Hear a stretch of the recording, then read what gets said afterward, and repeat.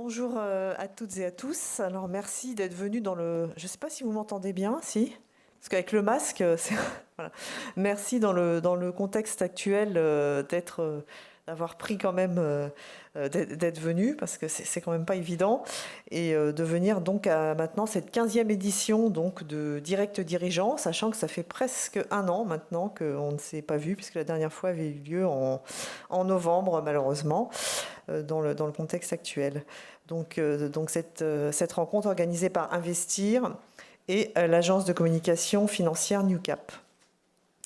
Donc l'objectif, c'est toujours pour vous de pouvoir échanger donc, avec les dirigeants des deux sociétés que nous avons invitées ce soir, sachant que ces deux sociétés sont OncoDesign, qui est une société de biotechnologie, et également Navia, qui est une start-up qui développe la voiture autonome. Donc nous accueillons à la fois Étienne Hermite, qui est président de Navia, et Philippe Gène, président, directeur général d'OncoDesign. Donc chacun vous expliquera à la fois la technologie, mais aussi le potentiel de ces innovations. Et donc, bien entendu, la stratégie de développement, parce qu'il ne faut pas oublier que ces sociétés sont encore des sociétés sur lesquelles il y a un aspect spéculatif très élevé. Donc, quant à OncoDesign, l'activité est assez complexe puisque c'est à la fois un prestataire pour l'industrie pharmaceutique dans tout ce qui est découverte de nouveaux médicaments. Donc, il propose des services qui permettent à la fois de valider, mais bien avant l'entrée en phase clinique sur l'homme, le potentiel d'une molécule à devenir un nouveau médicament. Donc là, on est vraiment dans les phases précliniques. Et OncoDesign génère une activité assez importante avec près de 800 clients de l'industrie pharmaceutique et de la biotechnologie. Et la société développe également, sur la base d'une plateforme très, très pointue qui allie imagerie, bioanalyse, pharmacologie, chimie, elle développe également ses propres candidats médicaments. Donc, grâce à son activité de service, elle peut financer ce développement, ce qui en fait sa spécificité en tant que biotech. Ce n'est pas une biotech traditionnelle qu'on peut voir effectivement sans arrêt à avoir besoin de lever des fonds, puisqu'elle a elle-même les fonds pour développer cette activité. Son objectif, c'est de licencier donc, aux acteurs de la pharmacie ces candidats médicaments. Et la société, elle vous en parlera plus précisément, mais elle s'est spécialisée dans un marché très important, des inhibiteurs de kinase, un marché de 65 milliards de dollars. Et a signé des partenariats, notamment avec des géants de la pharmacie comme Servier. Voilà, et dernier point, donc OncoDesign a réalisé 27 millions de chiffre d'affaires en 2019. Et je crois que c'est la première année est parvenue à afficher un bénéfice, donc à être en positif, son premier bénéfice l'année dernière. Bien, bonjour, donc Philippe Gène, moi je suis PDG fondateur de la société OncoDesign. Comme vous allez le voir, on travaille dans un domaine totalement différent. D'ailleurs, merci de croiser un petit peu les domaines, c'est intéressant pour tout le monde. Donc j'ai créé cette société sur une mission très simple, qui était de découvrir des thérapies nouvelles, efficaces contre le cancer principalement. Et depuis, on a étendu ça à d'autres maladies graves sans traitement connu. On travaille dans un domaine qui est la médecine de précision. Alors, ça n'est que l'évolution de la médecine. Je vais peut-être enlever mon masque également, je crois. Qui est juste l'évolution de la médecine. C'est-à-dire que maintenant, on sait lire exactement les maladies en termes, grâce à la biologie moléculaire. On peut aller très loin dans le décodage de ces pathologies et pouvoir identifier à l'intérieur de ces pathologies des molécules, des protéines très spécifiques. Et avec un peu de chance, les kinases font partie de ces protéines qui, quand elles sont déréglées, provoquent ces pathologies. Donc si on peut identifier, on peut aussi inhiber, c'est le cas des kinases toujours, et à partir de là, avoir une activité très ciblée sur la pathologie. Et c'est ça la médecine de précision. Et donc nous, on s'intéresse forcément à ce qui ne répond pas au traitement ou ce qui devient résistant. Alors, on est à l'heure d'aujourd'hui, maintenant très bien répertorié au bout de 20 ans en médecine de précision. C'est vraiment l'étiquette de la maison. On a beaucoup d'expertise dans ce domaine et fait beaucoup de développement technologique. On est une société basée sur des plateformes technologiques. D'abord, pour moi, la technologie a beaucoup d'importance. Si on n'a pas une bonne science, une bonne technologie, on ne peut pas découvrir. Et donc, c'est par ce biais-là que j'ai mis beaucoup d'efforts pour développer l'entreprise. D'abord par les technologies, puis après pour aboutir sur, je dirais, les thérapies. Et on est également leader, alors reconnu maintenant dans le domaine des kinases. Les kinases, on en a fait le choix, notamment en développant ces plateformes technologiques qui nous permettent surtout de sélectionner les meilleurs candidats. En travaillant pour l'industrie, on n'a pas eu beaucoup de recherches à faire. On s'est dit effectivement que quand on a vu arriver entre nos mains ces premiers inhibiteurs de kinase, on s'est dit pour les améliorer, il faut les rendre sélectifs. Et on a recherché une technologie pour ça par la suite. D'accord ? Et donc, on est à l'origine, je dirais, d'un type de molécule bien spécifique et qui nous est propre, qui est propriété de l'entreprise. On a un modèle économique qui nous rend aussi original, qui est un modèle hybride, où on met à disposition de l'industrie pharma nos plateformes technologiques qui viennent nous voir avec leurs composés, avec leurs cibles, et on est capable, pour eux, pour leur compte, au niveau du service, de travailler et d'aller pratiquement de la cible jusqu'au candidat médicament. Et là, c'est un travail, c'est un business model service. Et par ailleurs, quand on travaille à partir de nos technologies, de notre technologie nanocyclique propriétaire, là, on est tout à fait dans un autre registre, puisque pour accéder à notre technologie, on est sur un modèle où les gens vont payer un upfront, vont payer derrière des milestones et vont payer aussi des frais de recherche. Et là, on négocie des contrats qui sont de taille totalement différente. Voilà, c'est ça le modèle hybride, et c'est aussi, on est reconnu dans ce domaine. Alors, plus votre technologie est mature, plus vous faites rentrer plus tard, finalement, les partenaires pharmaceutiques, et plus ils payeront cher l'upfront sur les projets thérapeutiques. On dérisque quelque part. Alors, on est plus fort maintenant dans ce domaine qu'il y a 10 ans. Il y a 10 ans, ils rentraient très tôt, et ils payaient moins cher. Maintenant, ils rentrent plus tard et ils payent plus cher. Voilà, c'est un peu le principe.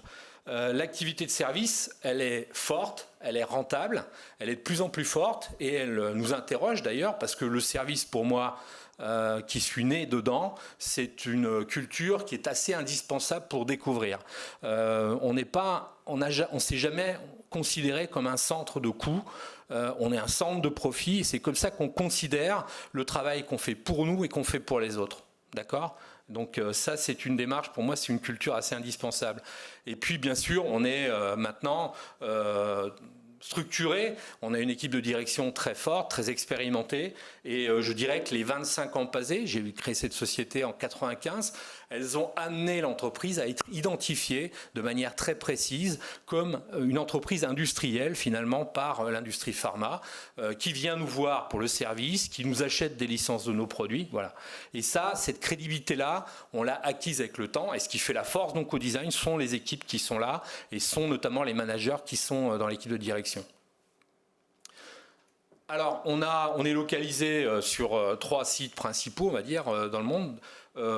Paris, Saclay, donc c'est l'ex-laboratoire de recherche de GSK. On l'a acquis en 2016 et on l'a investi. Il y a 122 personnes qui sont sur ce site à l'heure d'aujourd'hui. Dijon, qui est le point de départ de l'entreprise, il y a une centaine de personnes. Et puis, on a une vingtaine de personnes sur Montréal et Boston, notamment pour le business, mais aussi avec une structure de recherche sur Montréal. Alors, quelques chiffres, on va dire. 2019, 40 millions de revenus, un chiffre d'affaires de 27 millions, 240 collaborateurs, plus de 800, ça a été dit, plus de 800 clients dans le monde, mais avec on va dire une fidélisation, c'est ce qu'on recherche. Donc, et puis des projets qui sont des projets scientifiques, commerciaux, menés en partenariat. Alors, on est très lié sur un des projets thérapeutiques qu'on porte avec la société Servier depuis 2019, notamment dans le domaine de la thérapie, des thérapies contre Parkinson, on en reparlera. Et puis, par ailleurs, on a une vraie culture de projets collaboratifs. Et ça, je crois que c'est important. C'est lié un peu peut-être à notre culture de service. Les projets collaboratifs, c'est des projets qu'on cofinance avec des partenaires en gardant les droits sur ce qui est vraiment important pour nous. On est coordinateur, on est créateur de ces projets. Ça donne quoi? Ça donne que, par exemple, quand on est à l'heure d'aujourd'hui, si on veut donner un équivalent investi pour obtenir nos plateformes technologiques, c'est plus de 200 millions d'euros. Donc ça s'est fait au niveau de projets collaboratifs. Les projets collaboratifs sont cofinancés, ils sont aussi financés par l'État, et donc c'est des financements non dilutifs, et ça nous a permis de construire notre technologie. Alors, le modèle d'innovation qui est unique, alors il est centré sur le patient, c'est de la médecine de précision, je reviens là. Il y a 3 axes principaux, considérés comme des axes technologiques. Expérimentation, on va y retrouver des technologies autour de la mesure de l'effet des molécules, et on cherche à qualifier le potentiel d'une molécule. Pour moi, cette recherche-là, c'est la genèse d'information, d'accord? Et puis, essayer il n'y a pas de bonne et de mauvaise molécule, il faut essayer de la faire s'exprimer. Donc, les tests qu'on a conçus, qui utilisent des technologies d'imagerie et autres, là, on mesure l'effet, on essaie de sélectionner effectivement les bons candidats médicaments.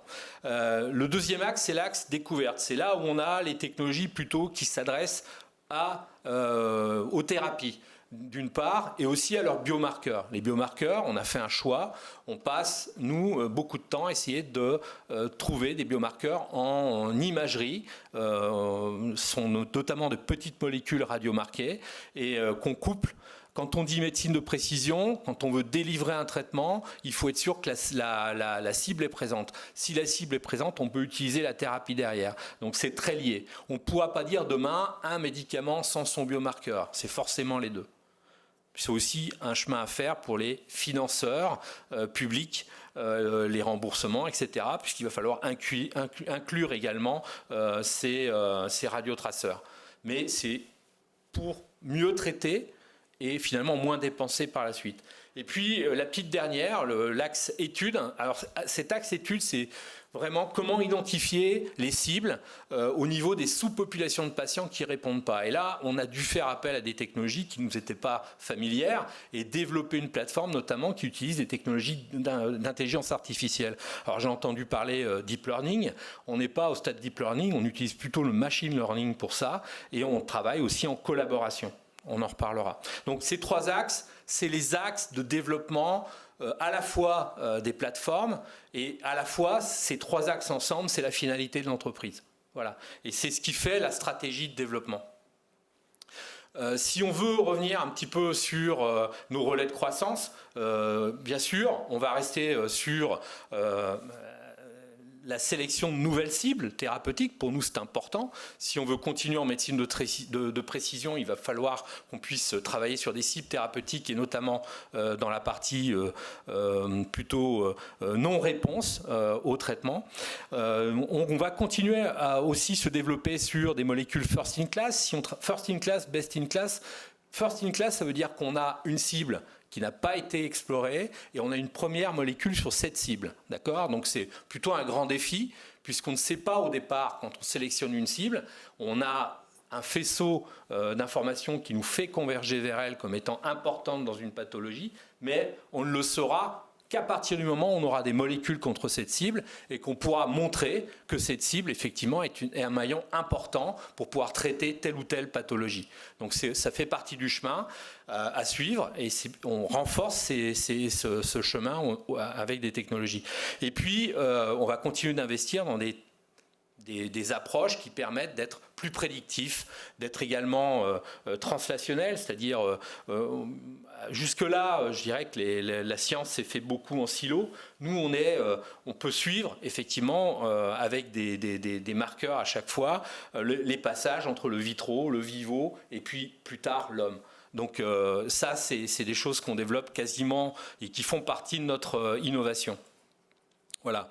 Et puis on veut continuer de développer le service et pour ça il faut avoir une taille critique.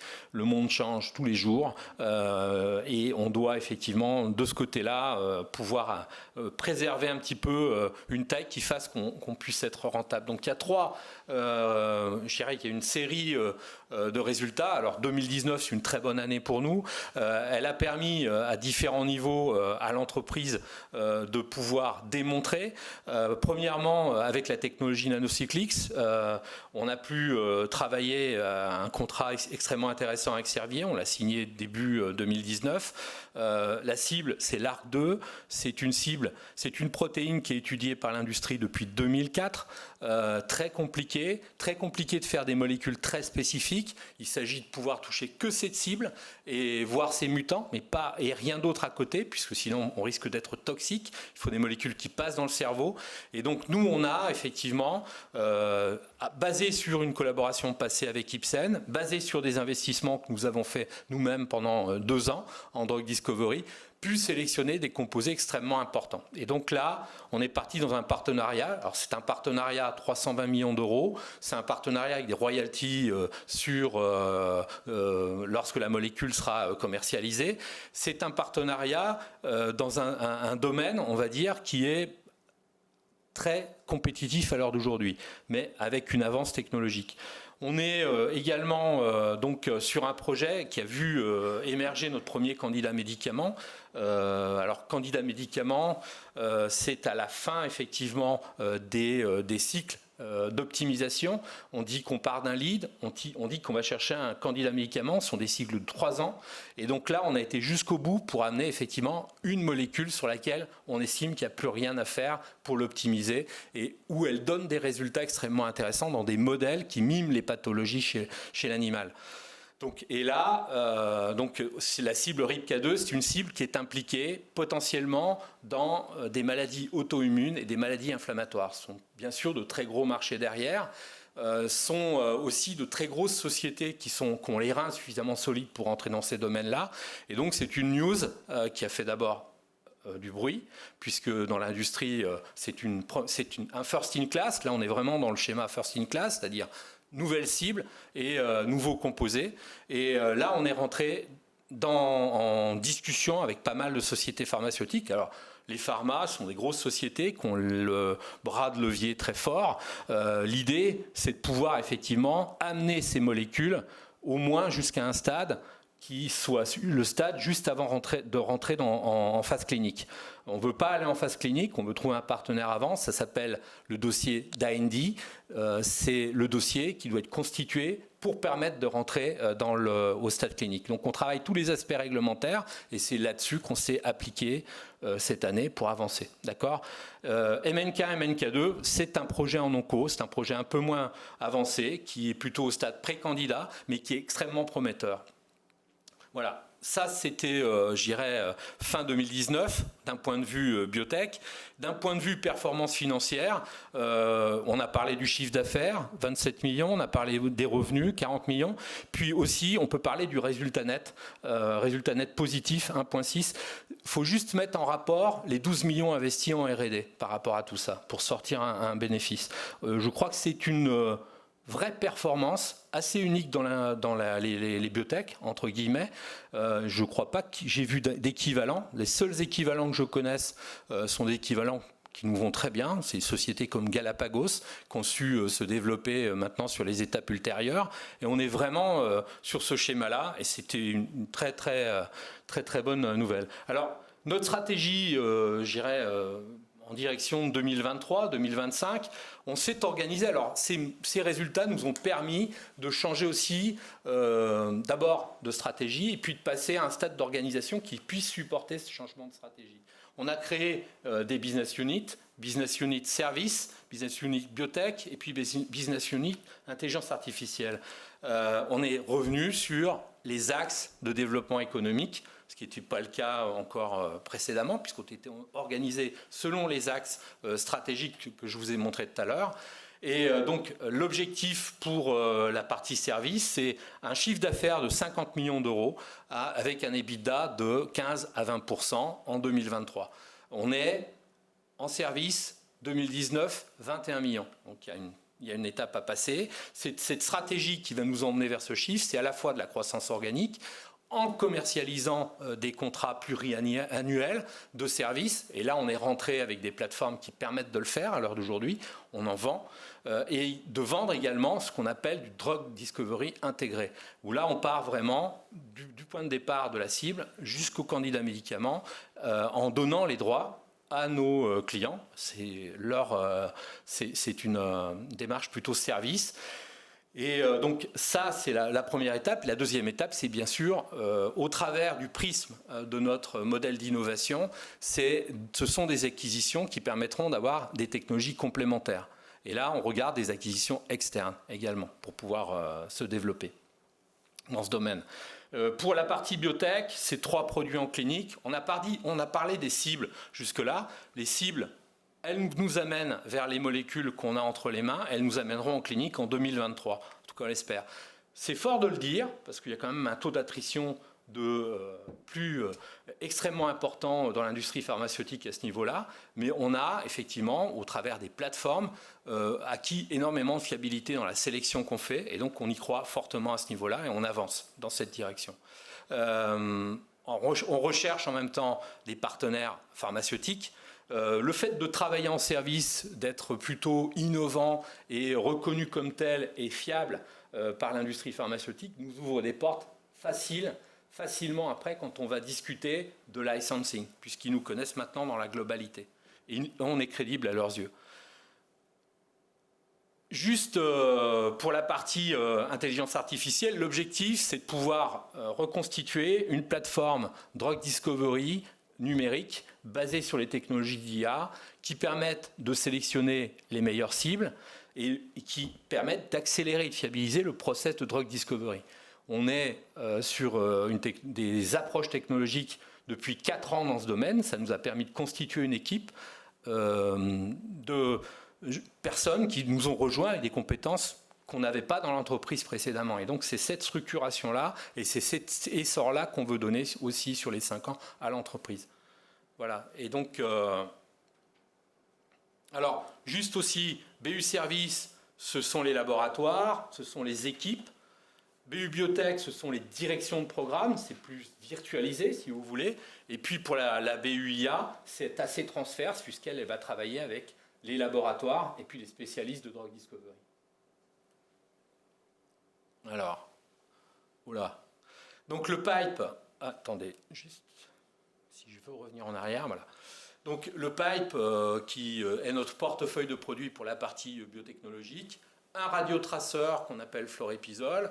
Ce radiotraceur, on a passé les phases 1 il y a maintenant 1 an et demi, 2 ans, dans un cadre de partenariat avec une société française, Cyclopharma, qui a été entre-temps racheté par un groupe financier, Curium.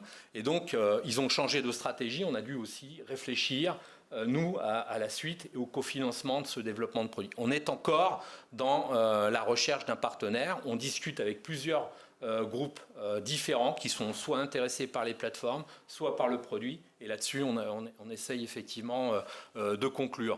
Donc, ODS 101, c'est les maladies auto-immunes, c'est RIPK2, j'en ai parlé. Nous, on veut le mener jusqu'à l'IND, juste avant le passage en phase 1. Et là, on est vraiment sur quelque chose d'assez conséquent. La maladie de Parkinson, c'est partenarisé. Et puis, MNK, MNK2, on va le pousser jusqu'aux phases 2A. Donc, on va aller assez loin en oncologie. C'est notre domaine et c'est là où on veut s'illustrer et céder des licences les plus tardives. Puis, on continue de regarder un certain nombre d'autres projets qui sont des spécificités d'oncodesign. Tout ce qui est radiothérapie, on va dire systémique, vous marquez un anticorps avec un radioélément qui permet d'aller tuer la cellule tumorale. C'est un vieux principe, mais c'est un principe qui a une qui a une vraie jouvence à l'heure d'aujourd'hui, qui a été repris, qui a surtout un aboutissement industriel au travers de la société 3A qui a été rachetée par Novartis récemment, très cher. Alors, résultat donc financier au premier semestre. on a vécu, comme vous, la crise de Covid. Chez nous, elle a eu, donc sur les deux activités, on va dire, les effets sont différents. Sur la première activité de service, il est très clair qu'on a une force commerciale qui doit se déplacer, rencontrer. Les 4 premiers mois de l'année, je dirais qu'on a été beaucoup dans la réflexion, marketing, etc. et les développements. L'industrie pharma était relativement atone, était un peu catharsique, on va dire, à ce moment-là, comme beaucoup de gens, donc elle ne répondait pas totalement. Et puis après, passé ces 4 mois, je dirais que les commandes sont reparties, et puis nous, on avait mis en place, effectivement, de nouvelles offres technologiques qui nous ont permis d'avancer. Donc, si on regarde le chiffre d'affaires, globalement, il est de 12 millions d'euros pour 14, je dirais, sur la fin du premier semestre en 2019. La différence, c'est un upfront de 3 millions qu'on a perçu de la part de Servier, mais à périmètre, si on compare les activités de service, on est pratiquement à isopérimètre. On a fait œuvre de résilience à ce niveau-là. Donc les revenus d'exploitation, il y a la variation qu'on observe puisqu'ils intègrent le chiffre d'affaires et on ressort avec un résultat net quasi à l'équilibre. Voilà. Donc, ce qui montre aussi qu'on a quand même su je dirais, gérer, parce que c'est une période où la gestion est importante, les coûts de l'entreprise. Donc, ce qu'on peut dire à ce stade, on sort aussi avec et ça c'est important, une trésorerie de 20 millions d'euros à fin juin, hors PGE, qui est une trésorerie record. On ne l'avait pas enregistrée avant pour l'entreprise. On investit en même temps sur le premier semestre 5 millions en R&D. Donc 5 millions en R&D, c'est quelque chose d'assez important par rapport au chiffre d'affaires de services qu'on fait. Donc si on regarde premier semestre, on a eu un résultat très positif avec Servier qui a reconnu donc un milestone et on a obtenu un bonus de 1 million d'euros supplémentaires en début d'année. Et puis donc surtout, on a pris beaucoup d'avance dans le programme et c'est ça qui était reconnu. On a également continué de développer le projet RIPK2, je vous en ai parlé juste avant, donc, et pu mesurer tout l'intérêt qu'il suscitait au niveau de l'industrie pharmaceutique et aussi tout ce qui nous a permis aussi de cibler jusqu'où on devait aller pour éviter un certain nombre de pièges et si on veut effectivement valoriser au bon niveau ce programme, extrêmement important. Et puis, on a lancé 2 offres pour l'activité de service. Une offre en drug discovery avec une société chinoise qui s'appelle IGEN. Il n'y a pas que cette société dans le consortium, mais c'est une offre. Il nous amène une technologie qui vient en amont de ce que Oncodesign peut faire et avec une technologie qui permet d'aller chercher très très vite des hits sur n'importe quelle cible finalement et de pouvoir nous donner, nous derrière, le temps de pouvoir faire de la médecine, de la chimie médicinale qui est notre force avec la biologie qui va derrière. Voilà. Et donc, lancer une offre dans le contexte Covid, c'est aussi un sport. Je pense qu'on a maintenant pas trop mal réussi parce que les discussions et les signatures sont en route. Et également, on a de manière... Alors, on peut dire opportuniste. Est-ce que c'est opportuniste? Je ne sais pas, puisqu'on travaille... Quand on a repris la société Bertin Pharma en 2017, elle avait une base assez forte avec le CEA notamment basé à Fontenay-aux-Roses, et sont des spécialistes des maladies infectieuses. C'est aussi pour ça qu'on a conservé cette collaboration. C'est des gens qui développent des modèles extrêmement pertinent dans le domaine des infections et pour nous, clairement, ils avaient commencé à travailler aussi sur coronavirus, donc on s'est organisé, on a les droits d'exploitation de leur technologie derrière, on s'est organisé autour d'une offre pour la proposer à nos clients.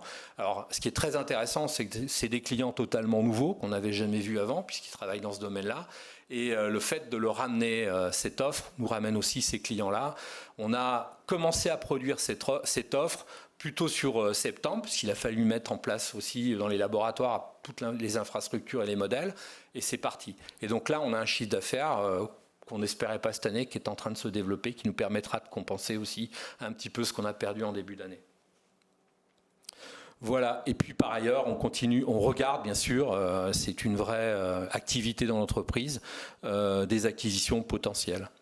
Alors, une news de ce soir, je vais quand même la citer, on a effectivement obtenu le PGE à hauteur de 16 millions d'euros, donc ce qui nous met une trésorerie maintenant de 31,2 millions d'euros. Alors bien sûr, c'est un prêt, bien sûr, on ne connaît pas le ratio pour le rembourser par la suite, mais c'est quand même une trésorerie qu'on a dans les poches à l'heure d'aujourd'hui, et en fonction de nos projets, c'est quelque chose d'extrêmement stratégique aussi.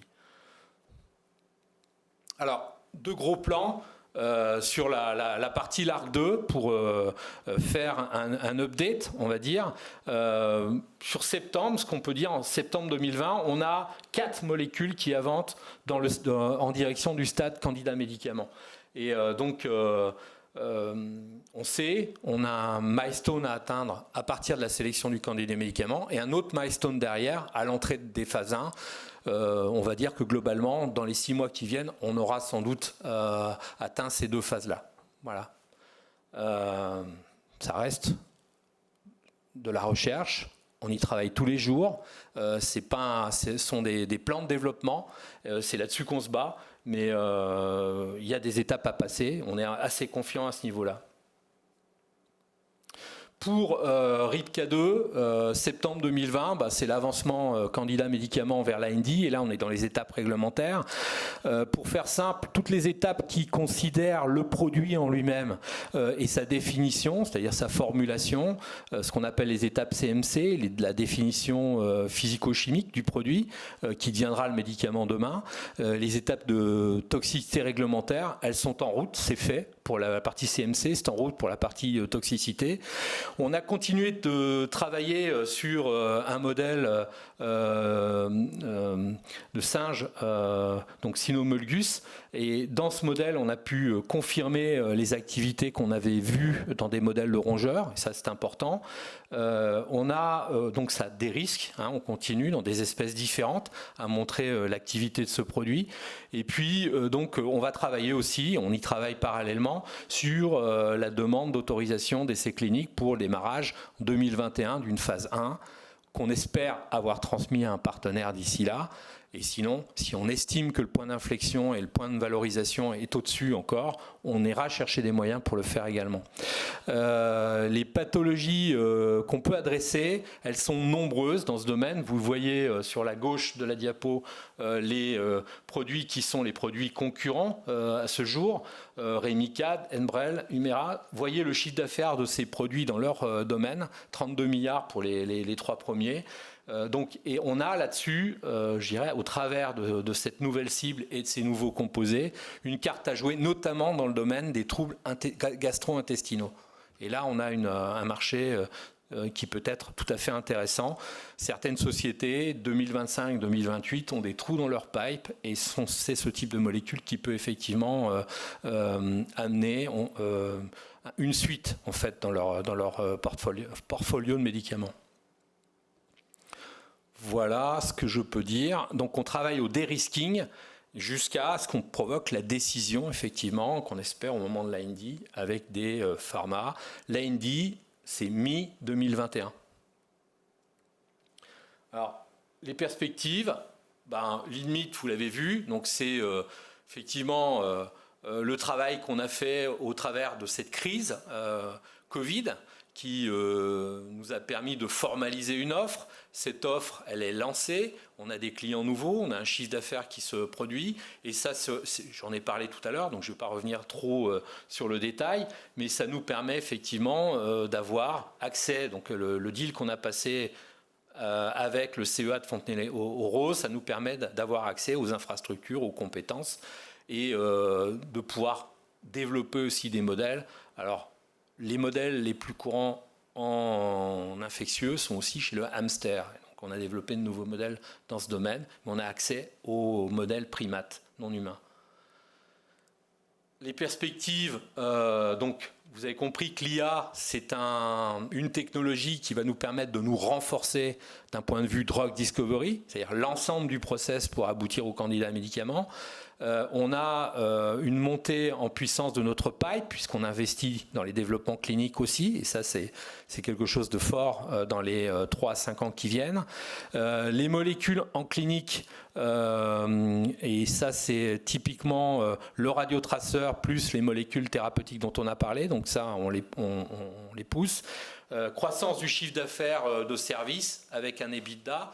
La formalisation de l'étape business unit, elle nous permet maintenant de ressortir l'EBITDA en direct. C'est le prémisse peut-être de la création d'une entreprise. Et nous, ça nous permet de mieux gérer. Et toutes les démarches qu'on a fait dans les 6 mois qui sont passés, ça a été aussi de structurer d'un point de vue administratif et financier et de mettre en route aussi les équipes dans cet état d'esprit. D'accord ? C'est fait à l'heure d'aujourd'hui, c'est plutôt bien fait.